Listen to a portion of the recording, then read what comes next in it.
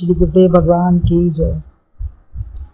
श्रीमद् भगवद गीता के 11वें अध्याय में विश्व रूप दर्शन में अर्जुन बार बार स्तुति में अपना बार बार प्रणाम करते हैं और भगवान की महिमा का गान करते हैं। अब अपने अपराधों की क्षमा के लिए प्रार्थना भी कर रहे हैं। 44वां श्लोक है। तस्मात् प्रणम्य प्रणधाय कायं प्रसादये त्वममीशमीड्यम् पितेव पुत्रस्य सखेव सख्युः प्रियः प्रियायार्हसुदेव सोऽहम्। इस हेतु बंधन योग्य ईश शरीर चरणों में किए मैं आपको करता प्रणाम प्रसन्न करने के लिए जो ताच्युत के प्रिय प्रिया के मित्र सचर अर्थ हैं। अपराध मेरा आप त्यों ही सहन हेतु समर्थ हैं। अन्वय है। तस्मात् अहं कायं प्रणिधाय प्रणम्य इड्यं त्वाम् ईशं प्रसादये देव पिता इव पुत्रस्य सखा इव सख्युः प्रिय इव प्रियायाः सोढुम् अर्हसि।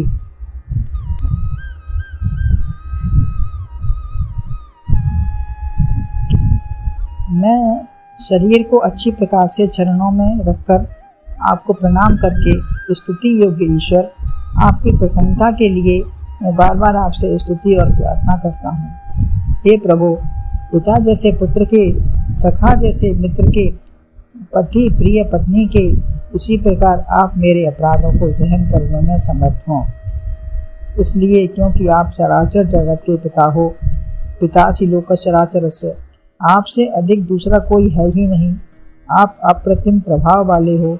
आपकी महिमा अवर्णनीय है, वाणी व शब्दों से परे है, जिसका कथन नहीं हो सकता। तब मैं अपने इस शरीर को चरणों में रखकर प्रणाम करता हूँ और क्षमा याचना व स्तुति करता हूँ। भारतीय संस्कृति में जो प्रणाम की विधा है वह कहीं नहीं है। कहीं कहीं तो प्रणाम का भाव भी नहीं आता। जैसे गुड मॉर्निंग कहा, यह समय शुभ है, बस इतना है। अच्छा है, लेकिन मैं नमन करता हूँ, ऐसा भाव ही नहीं आता। इस शब्द में नमन का कोई भाव ही नहीं है, केवल समय अच्छा है।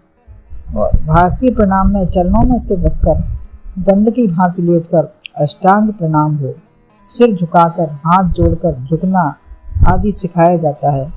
झुकने से उल्टे कर्म सीधे हो जाते हैं। अकबर को बीरबल ने दूसरे दिन इसी प्रश्न का उत्तर दिया था। जैसे मुहर झुकी, इससे छापा तो सीधे अक्षर बन गए। मुहर से छापा गया तो मुहर में जो उल्टे अक्षर थे वो सीधे बन गए।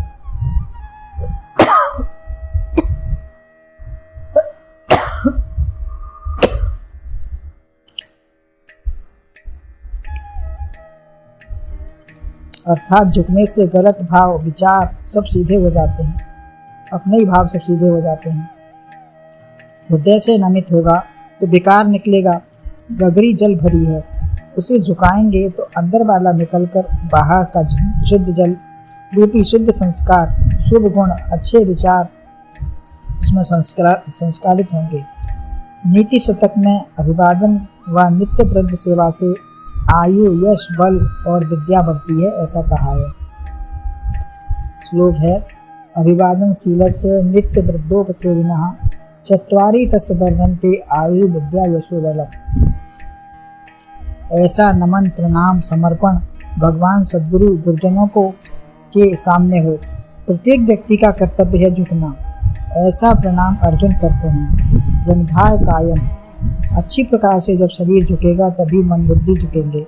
हनुमान जी सुग्रीव के कहने से विप्र रूप धरकर आए भगवान के पास, तो नमन करके पूछा, को तुम श्यामल गौर शरीरा।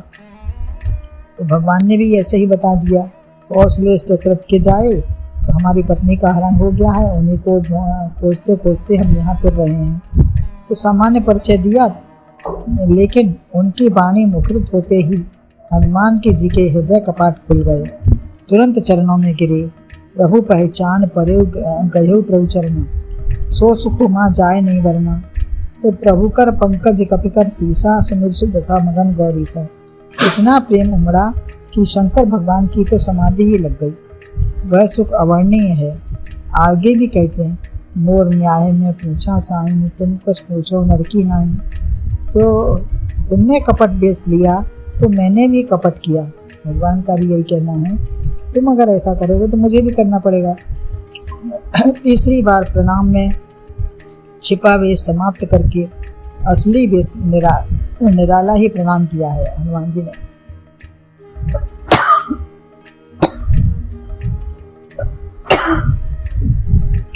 ऐसे कहे पड़े चरण अकुलाई, निर्जन प्रकट प्रीत उर्छाई। तब भगवान ने हृदय लगाया। जब शुद्ध हृदय से वास्तविक रूप से प्रणाम करता है जी शिष्य, तो भगवान के अंदर भी प्रीति जागृत हो जाती है। भगवान ने जीव पर अपने पर भी माया का पर्दा डाल दिया है। जीव कपट करता है तो भगवान भी अपने को छिपा लेते हैं। जीव जब पर्दा हटाता है भगवान भी नहीं छिप पाते हैं। प्रणाम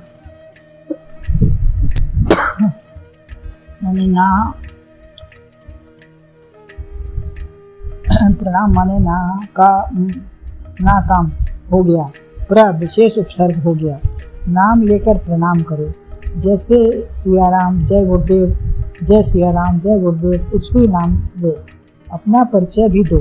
नम्रता, श्रद्धा, प्रेम, निष्कपट हो, दीन भाव हो। असली बेस में आ गया हूँ। अब असली बेस में हनुमान जी ने कहा आ गया हूँ, तो आप भी प्रकट हो रहे हो। जैसे नम्र भक्त के साथ भगवान भी प्रकट होते हैं।